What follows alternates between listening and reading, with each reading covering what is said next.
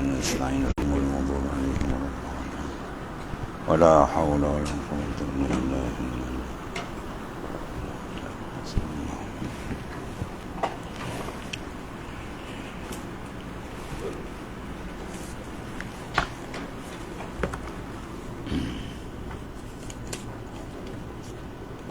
أعوذ بالله من الشيطان الرجيم. وإذا ضربتم في الأرض فليس عليكم جناح أن تقصروا من الصلاة. Situ.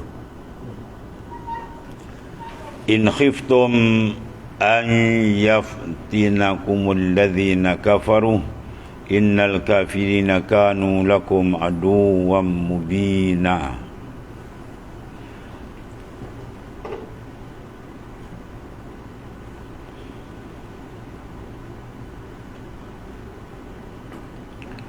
Qala Allah Ta'ala wa iza darabtum, dan apabila kamu berpergian atau melakukan perjalanan, yakni musafir, fil ardi, di muka bumi, bukan untuk kemaksiatan. Kalau maksiat itu tak dibenarkan rukhsah. Ar-rukhas la tunatu bil ma'asi. Itu kan ada fiqh itu. Ar-rukhas segala rukhsah syar'i, segala kemudahan yang diberikan syarak, jamak, qasar, seumpama. La tunatu bil ma'asi, tidak digantungkan kepada orang yang membuat maksiat. Jadi musafir nak buat benda maksiat, maka tidak dibolehkan dia mengambil rukhsah syar'i. Kalau dia nak qada, kalau dia nak qasar, tak sah sembahyang. Kena jamak pun tak dibenarkan. Wa iza darabtum, dan apabila kamu bepergian melakukan perjalanan, fil ardi, di muka bumi, yakni bukan untuk kemaksiatan melainkan untuk kemaslahatan agama.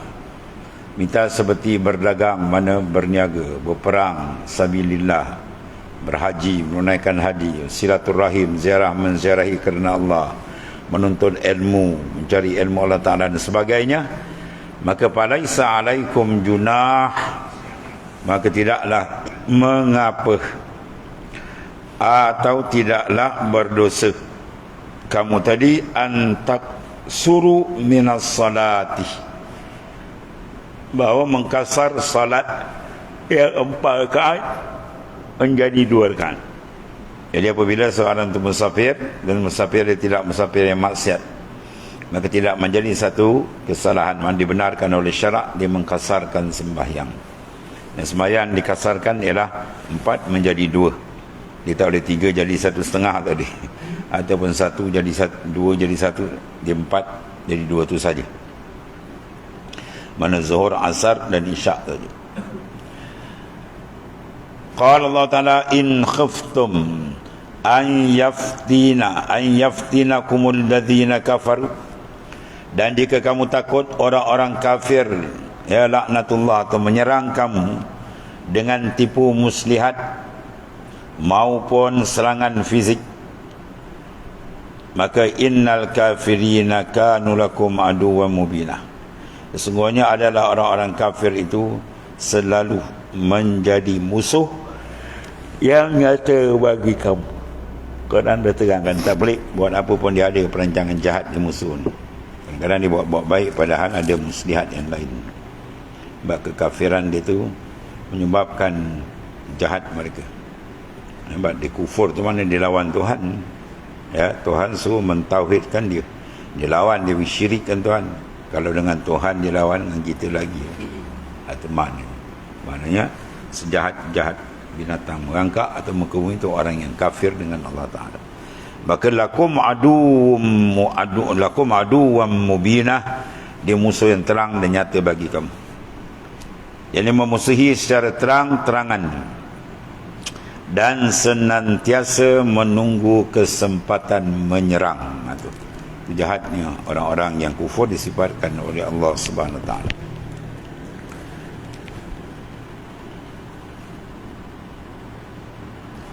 Wa iza kunta fihim fa aqamta lahumus salah faltakum ta'ifatum minhum ma'aka wal ya'khuzu aslihatahum. Wa iza kunta, dan apabila adalah kamu berada, yakni wahai Rasul sallallahu alaihi wasallam, yang farifurna, kamu berada di mana, fihim, di tengah-tengah mereka, tengah berperang, yakni kamu kaum mukminin, maka fa aqamta lahumus salah, lalu kamu hendak mendirikan sembahyang, walau apa keadaan pun sembahyang tidak boleh ditinggalkan bersama mereka itu sebagai imam. Maka bagilah mereka itu menjadi dua kelompok, ya, jadi dua kelompok. Dia banyak cara dalam hadis. Kalau musuh depan, musuh belakang, ya, dah bersatu berperang, semua ada cara dia. Kalau gitu, faltakum ta'ifatun minhum ma'ak, segulungan dari mereka hendaklah berdiri salat bersamamu, ini bersama Rasulullah SAW, menjadi makmum di belakangmu, di belakang baginda sallallahu alaihi wasallam. Wal ya'khuzu aslihatahum, dan dak mereka menyandang senjata mereka untuk berjaga-jaga. Senjata kena sentiasa dekat dengan dia lah, sandang, supaya kalau berlaku maknanya peperangan mengejut, mereka tidak maknanya keburuan, tidak mereka terkejut, tidak memanjatkan mereka senjata, mereka boleh melawan musuh lah. Kemudian faiza sajadu falyakunu min waraikum wal ta'ti ta'ifatun ukhra lam tusallu falyusallu ma'aka wal ya'khuzu hizrahum wa aslihatahum.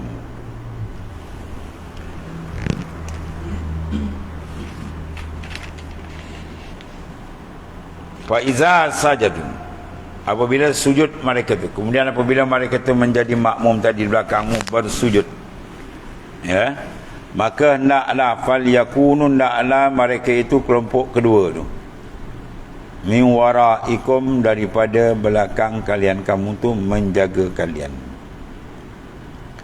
Jadi maknanya separuh tu semayang, separuh jaga.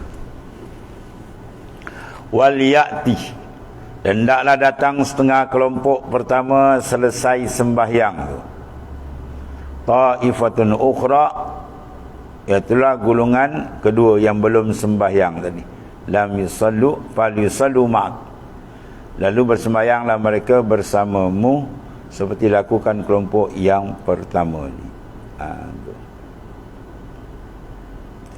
Kemudian wal ya'khuzu hizrahum, dan hendaklah mereka bersiap-siap seperti kelompok yang sebelumnya, ya, wa aslihatahum, dan menyandang senjata mereka seperti kelompok yang sebelumnya. Lalu mereka sembahyang di belakang kalian seperti yang dilakukan kelompok yang sebelumnya. Dengan melakukan itu berarti seorang imam sudah melaksanakan salat khauf satu kali dengan dua kelompok, ya.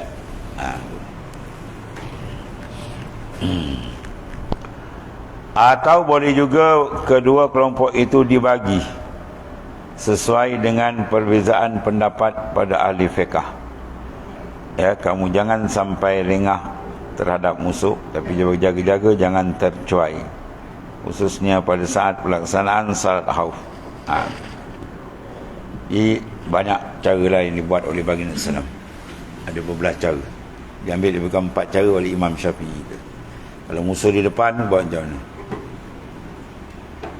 Sebab apabila orang-orang kafir tengok baginda semayang zuhur, mereka merasa rugi dan terkilan. Dia kata kalau mereka pakat sujud semua tu kan, kita serang, kita kerat kepala dia, habis dah menang dia. Jawab mereka tak apa, dia kata ada lagi lepas ni satu semayang ni, dia tak ada semayang asar. Kita tunggu dia lepas semayang. Ya, dia sujud kan kita kerat je lah kepala dia. Bila mereka turun dia semayang, dia tengok sab pertama je sujud, sab kedua tak sujud. Yang lain pula dia kata. Jadi maknanya buat 2 sab. Ya, sab pertama semayang, bila pergi sujud, sab yang kedua belakang jangan turun. Ya, yang dah bangkit sekarang baru diturun balik. Itu kalau semayang sekali. Ataupun dia buat 2 khas. Ya, 1 sab kali semayang terus. Ini tak semayang, dia jaga je. Kan rakaat pertama kan yang ni pula tu nak habiskan semayang, yang ni masuk pula. Imam tunggu dia. Ya, jadi ada 2 keadaan. Jadi masing-masing dapat kelebihan fadilat Jumaah seorang 1 rakaat. Jadi maknanya disusun. Jadi mereka terperanjat lah. Dah ubah pula. Tadi zuhur lain, ni asar lain pula. Turun ayat. Ketiga itu turun ayat Jibril datang mengajarkan semayang Sidatul Khauf, semayang dalam keadaan peperangan. Ya, itu dilakukan oleh baginda sallallahu alaihi wasallam.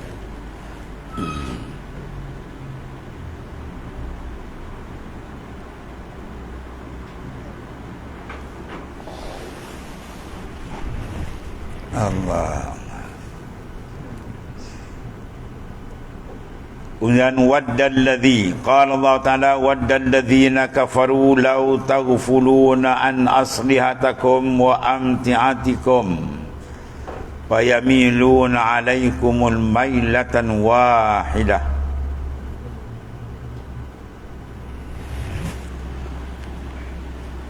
Dan orang-orang kafir itu ingin sangat dan berharap supaya kalian lengah meneleka terhadap senjata. Waktu disuruh mereka tadi wa khuzizra wa aslihatahum, ambil senjata tersandang dan harta benda kalian disebabkan pelaksanaan sembahyang. Jadi diharapkan dia tengah sembahyang tadi dapatlah mereka lagi ke senjata ke apa dan sebagainya atau mata benda mereka. Jadi disusun oleh Allah Taala cara khas sembahyang dalam Siddatul Khauf yang sangat-sangat dan kecemasan itulah berdepan dengan musuh di hadapan mereka. Atau selainnya, selain daripada sembahyang, mana Islam menyeru kita sentiasa berjaga-jaga, berhati-hati, jangan leka dalam apa keadaan pun, sebab musuh sentiasa mereka ni merancang ya untuk menghentam umat Islam dengan berbagai cara halus, cara kasar. Allah. Maka payamiluna alaikum, maka lalu mereka menyerbu kalian secara tiba-tiba. Dia membuat kejutan serangan. Sebab tu kalau tak ada senjata tadi menyebabkan kesusahan melawan dia. Jadi oleh kerana itu dia sandang senjata. Kalau berlaku kejutan tu mudah berdepan. Bagai mailatan wahidah, dengan satu serbuan sekaligus. Mereka harapkan sembahyang asar tu macam sembahyang zuhur, dia sujud ramai-ramai kan, dia nak ras kali agung. Tapi apa yang berlaku, Allah Ta'ala ada susun cara lain pula. Kedatangan Jibril menyampaikan wahyu, mengubah cara sembahyang. Mana orang kalau depan pergi sujud, belakang jangan, dia berjaga. Dengan begitu maka akan dapat menyerang kalian pada saat kalian tidak bersenjata. Itulah mudah untuk mengalahkan. Oleh kerana itu tidaklah disandang, walaupun sembahyang sandang senjata, sehingga mereka akan menumpas kalian sampai habis. Mana dia akan pukul habis-habisan. Lepas itu disuruh kita berjaga. Wala junahah, dan perintah ini bukanlah satu yang wajib hukumnya, ya, kerana la junaha, tidak ada dosa atau tidak mengapa, alaikum in kana bikum azam min matar, tidak menjadi makna dosa ataupun tidak mengapa dimaafkan atas kalian jika kalian mengalami suatu kesusahan kerana hujan dan lain. Au kuntum mardah, atau kerana kamu tadi sedang dalam keadaan kesakitan dan sakit sehingga kalian sulit menyandang senjata, itu tak apa. Ini maknanya syarak sentiasa melakukan keadaan itu. Kesurahan itu mendatangkan satu kesempitan, sebabkan ada benda-benda baru yang mendatang, maka syarak buka, maknanya rukhsah, keringanan.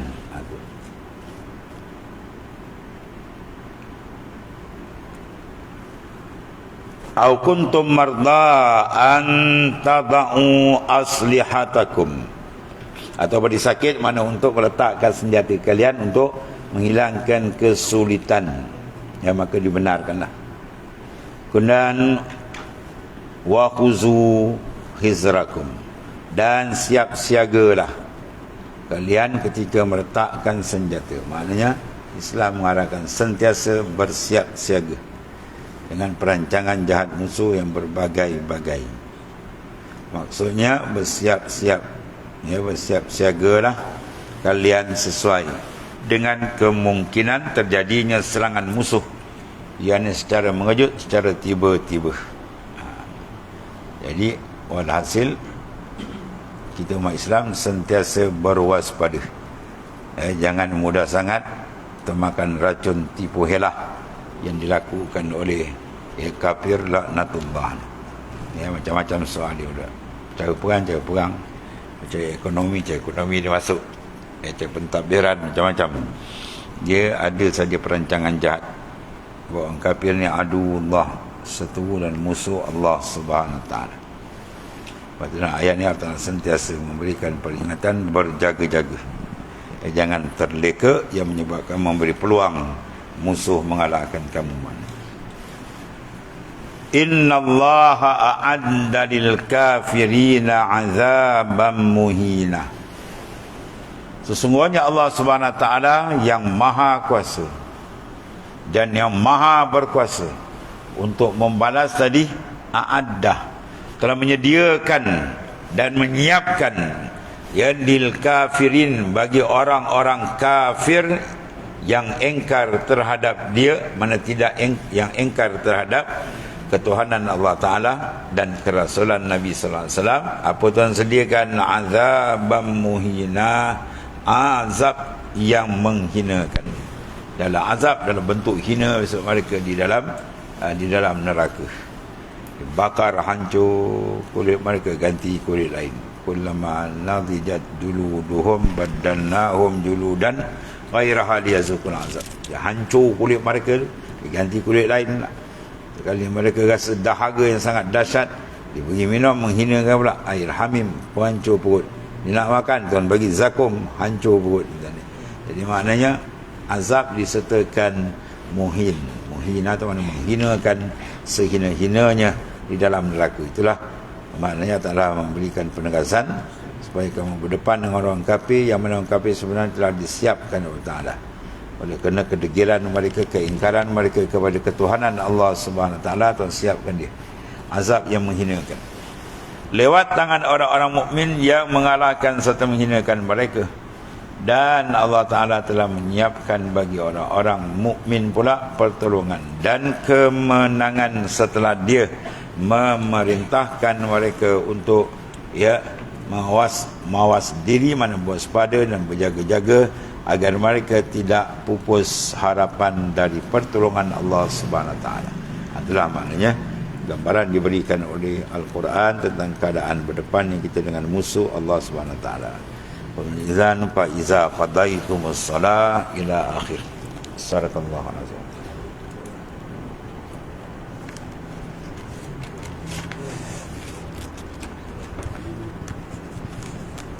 Ya karim.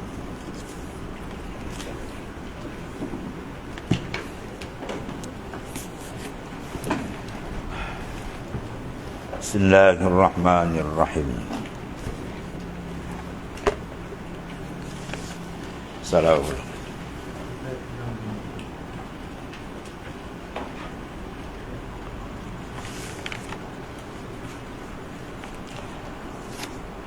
Bismillahirrahmanirrahim.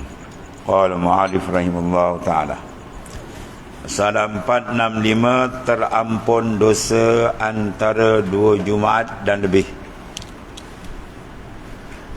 Kata Al-Imam An-Nawawi, telah berkata ulama bermula makna terampun dosa antara 2 jemaat dan tambah 3 hari itu, bahawasanya menentangi ia dengan bahawa satu hasanah dibalas dengan 10 seumpama.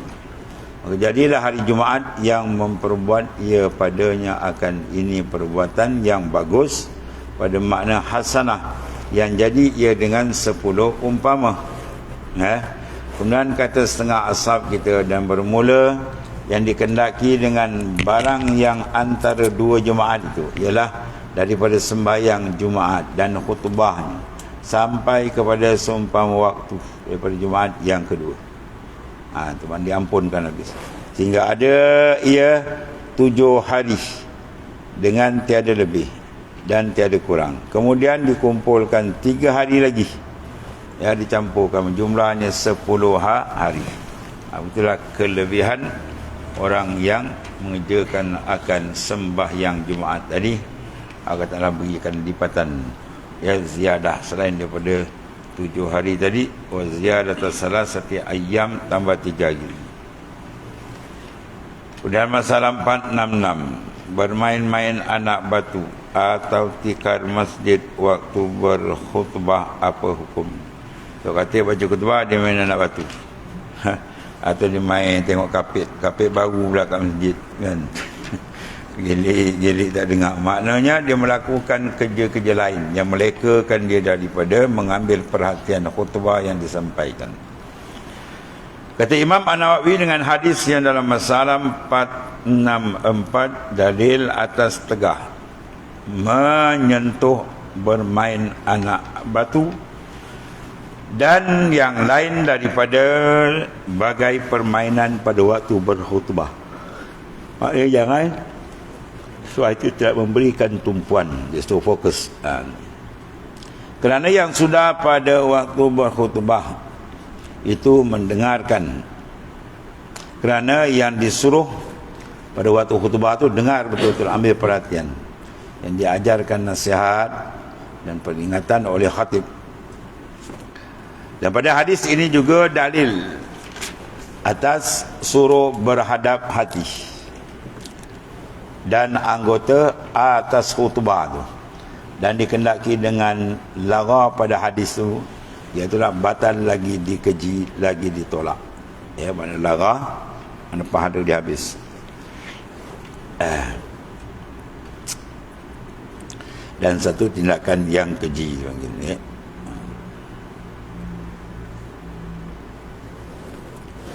Kemudian babu maja'a fi tabkir ila Jum'ah pula.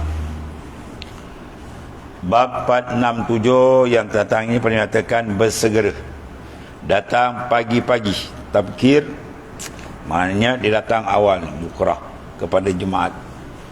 Tetapi kiranya saudaraku adalah datang segera kepada Jumaat itu mendapat darajat pahala yang berlebih-lebihan atas kira datangnya. Kalau datang awal lagi apa sau pahala dia.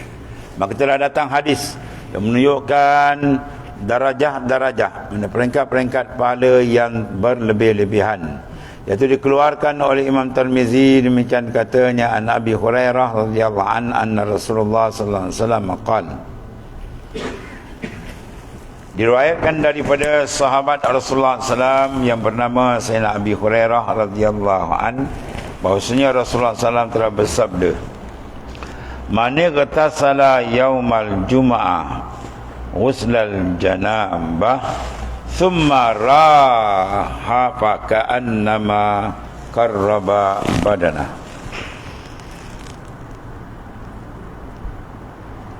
Barang siapa daripada laki-laki atau perempuan merdeka dan abdi hamba yang mandi ia pada hari Jumaat sebagai mandi junub, mana tak kira dia nak Jumaat ke atau hamba ke atau siapa, dia mandi janabah pada hari Jumaat pagi sebagai mandi junub pada ratanya dan habis tubuhnya kena air, mana dia mandi betul, mandi sunat begitu kena rata habis. Kemudian pergi ia di dalam saat yang pertama kepada Jumaat, maka seolah-olah bersedekah satu, maknanya berseekor, bersedekah ia berseekor unta. bahasa dia. Makna seolah dia berekor, unta seekor dia bagi kan. Kita nak bagi kambing seekor musim. Ini seekor unta, makna besar, harga dia mahal, maknanya menunjukkan pahalanya besar. Awal lagi besar pahala. Itu yang pertama. Dia mulakan dengan seolah-olah dia qarraba badana. Dia membuat takarub dengan Ta'ala dengan memberikan seekor unta. Masalah 468, mandi seperti mandi junub, apa maksud dia? Ya saudara, kepada hadis dalam masalah 467 menyebutkan mandi pada hari Jumaat itu seperti mandi junub. Kata Imam An-Nawawi, bermula makna ialah mandi sebagai mandi junub pada sifat-sifatnya, iaitu ratakan air di badan sebagaimana mandi junub. Mana rata habis. Kalau dia mandi sikit-sikit aja, tak ada, dia kena mandi habis.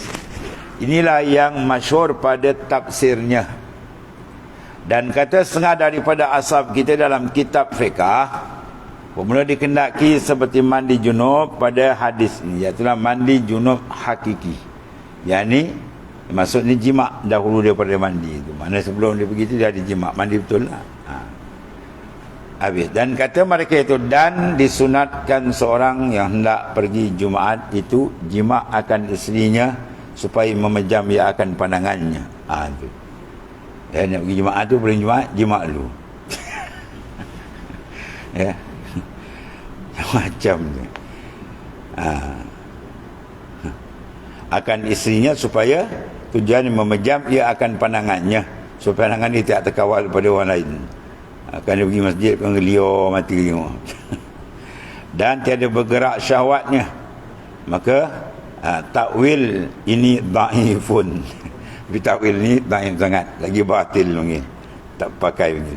Dan ini betul ialah takwil yang pertama itulah.